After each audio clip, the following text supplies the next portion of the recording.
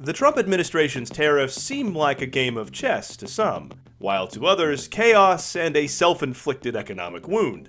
To history nerds like me, it's just another turn of the Wheel of Fortune.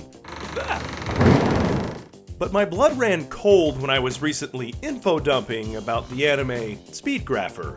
Because if that's any indication of where the American tariffs are going, someone with the right assets and knowledge could become fabulously wealthy, no matter how the Supreme Court rules on Trump's tariffs. Let's back up though. What the heck is a tariff? A tariff is a tax a country will place on anything imported from another country. But why would anyone want to tax your anime figures, exotic candies, or bean juice? Usually, it's to protect the interests of the country that issues the tariff. For example, imagine you've decided to open up a lemonade stand outside of your house, and your neighbor from a street over decides they want some of that sweet citrusy cash too. So, An Evangelist Lemonade sets up shop right next to you. The thing is, An Evangelist Lemonade has their own lemon tree, and they use an army of interns to make their lemonade, which allows them to reduce cost and undercut your sales. So a tariff would be like charging your rival lemonade stand a fee for being able to sell on your street instead of theirs. But who pays that fee? Technically it would be An Evangelist Lemonade. However, kind of like sales tax, tariff costs are typically passed along to the customer of the product. It's part of why anime fans have been waiting for their merch while companies like Good Smile reconfigure their budgets and logistics. Wait, I want a palm knee? The idea of these tariffs isn't new, and in fact, up until around the American Civil War, about 90% of the federal US tax revenue came from charging tariffs on imported goods. It was the 16th Amendment that gave Congress the power to enact federal income taxes, so any tariff after that was primarily designed to protect a domestic industry from a foreign one. Remember that the next time you vote, instead of crying on April 15th and praying that the IRS will let you deduct manga and communion wine on your taxes. They don't, by the way.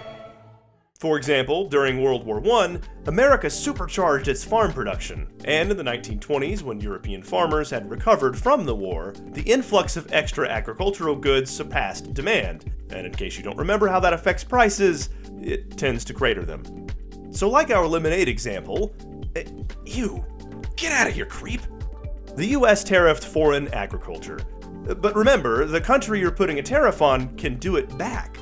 So that resulted in sort of a rabbit season, duck season situation until 1934's Reciprocal Trade Agreement, which set America's trade standard until 2016. Oh, right. Cue the frog. We're doing a sequel.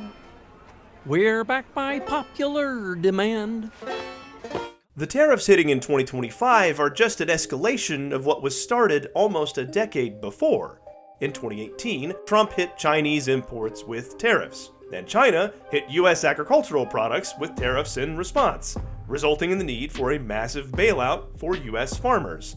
And before anyone hops on down to the comments to tell me how stupid I am or about the benefits of tariffs, I'm not saying tariffs are inherently bad. The current debate is really about how these tariffs were issued. You see, it's Congress that traditionally holds the power of the purse here in the United States. But over the years, they've passed some laws to allow the executive branch, aka the president, the power to fiddle with tariffs. Like Section 301 of the Trade Act of 1974, and then there's the current tariff tool, IEEPA. Excuse me? What the heck does this have to do with the anime Speed Grapher? Oh, right. That's probably enough on tariffs. Speed Grapher is a 2005 anime about an investigative journalist, Tatsumi Saiga, whose previous work photographing the horrors of war has left him a little jaded. He hears about the Roppongi Club, a den of wealthy people with desires that make eyes wide shut seem like an episode of Bluey, and decides that's his next story. Saiga, a member of Team Live Badass, literally kidnaps a politician to infiltrate the club. He then descends into its depths. Oh, hey, there's the Eyes Wide Shut room. Looking for this goddess he keeps hearing about. It's clear the Roppongi Club is using this teenage goddess for a weird stuff for money thing. Saiga decides it's time to bust her out of there. While Saiga and Kagura, the supposed goddess, get away, the backers of the club are not done. Their leader, Shoji Suitengu, fully intends to recover Kagura at any cost using any means necessary. That includes his business contacts, any government officials he's paid off, the various toadies on his payroll. Oh, yeah, they also have superpowers. It turns out that's what Suitengu sells. One jailbait smooch and your deepest desire becomes your secret weapon. For Saiga, it manifests as the disintegration of anything he takes a picture of. That's so f***ed up! To state the obvious, Speed Grapher is intended for mature audiences. The English script adaptation and dub vividly paint this world's moral bankruptcy and financial corruption. I mean, that's probably a whole other video on its own. But it's actually Suitengu, the antagonist, that's the inspiration for this video. I'll have to get into some spoilers for his dastardly schemes and how they shake out by the last episode, so if you want to watch this anime completely blind, feel free to skip ahead. It turns out that Suitengu was kidnapped by some dirty government officials as a kid, and his rightful PTSD pushed him into becoming one of the world's richest men, like an angry anime Scrooge McDuck. Why? He's come to hate the very greed that resulted in his family being separated. So, he intends to bring that system down from the inside. He courted Kagura's mother, one of Japan's wealthiest women, purely to cement his place in the upper echelon of society. He then liquidates everything, stores that cash in his skyscraper, and burns it to the ground. If you think that sounds familiar, this anime came out about 6 years after Fight Club. And because so much cash was destroyed, stock values plummet. The economic impact of that loss sends Japan, and much of the world, into an economic depression. It would take years to unwind the accounting books and print more money without completely hosing macroeconomics as we know it. Something of this scale, upwards of $40 trillion, would make the 2008 financial crisis look like losing your lunch money. Okay, time to tie these two threads together. President Trump has been using IEEPA to adjust tariffs. That's where this upcoming Supreme Court case comes in. Many are challenging the president's broad, sweeping tariff activity as being an overreach to IEEPA. And no matter how that shakes out, I think it's a win-win for anyone that positions themselves well. I mean, hey, it worked for Suitengu's henchmen. If the Supreme Court decides that these IEEPA tariffs are unconstitutional and must be refunded, who gets the refund? Like the end of Speed Grapher, it would be nigh impossible to determine which consumers actually paid the tariff. And while those consumers were passed the cost, the importing companies are who ultimately sign the check over to the federal government. And I think that's what companies want to happen, for the government to say they get the refund. Which is why I'm calling this the Speed Grapher Gambit. But instead of wanting greedy governments and corporations to lose money, like in Speed Grapher, companies want to use the tariff money shuffle and confusion to enrich themselves. So what if these companies get a sudden refund? What makes it a gambit? Well, whatever quarter this lands in will likely result in higher than expected profits due to this sudden refund, causing stock prices to rise. And before we get any further, this is not investment advice, I am only working through a hypothetical. Anyone that knows about this impending tariff refund could order a call option, meaning a contract where you can buy a stock for a preset price. For example, if they set the price at $100, the Speed Grapher Gambit would pay off when the price rose above $100. Instant return.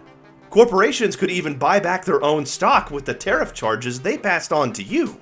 I mean, that's right out of the Suitengu playbook. That's a lot of what-ifs. You're right. You'd have to know about the Speed Grapher Gambit, decently time the market, and that's assuming the Supreme Court finds Trump's use of IEEPA unconstitutional at all. I mean, it's not like people have allegedly tried something like this already or anything. But what if you could hedge your bet on the Supreme Court ruling by sowing some different seeds? Farmers were at the center of the tariffs in the 1920s, and they had to receive a massive bailout during the first Trump administration because of China's reciprocal tariffs. And true to form, history is continuing to rhyme. These new tariffs have some farmers clamoring for bailouts again. Farming is actually an expensive endeavor. If you think it's just throwing some seed down and putting up a scarecrow, you should probably just stick to Stardew Valley. Just the tractor can cost $500,000 or more. Add in the cost of buildings, supply, feed, property taxes. It only takes 1 or 2 bad years to financially ruin a farm.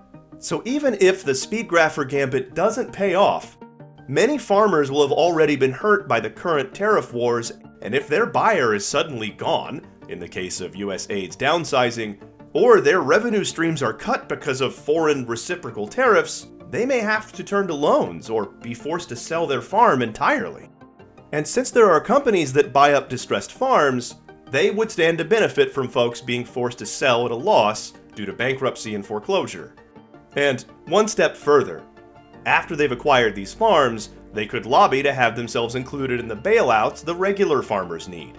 The result is new farmland at a discount, and maybe even a taxpayer bailout to pay for it. Hey, this kind of thing has happened before. With no insinuation as to their business practices or character, and purely as an example of this kind of specialized investment, AcreTrader is a company that invests in farmland. AcreTrader will buy farmland with or from farmers, and then transfer that ownership to an LLC.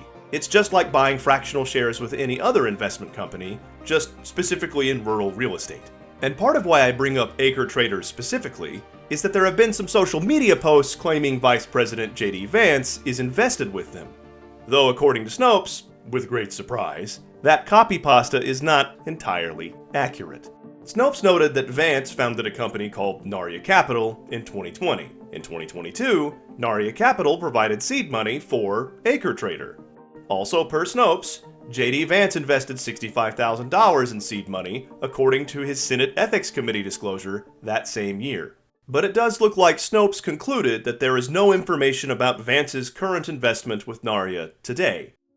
While I am admittedly not in love with the Trump administration, I wanted to include the Snopes investigation because, unlike the copy pasta, I'm not saying any specific company or individual, like AcreTrader, J.D. Vance, or anyone else, is doing or intends to do this.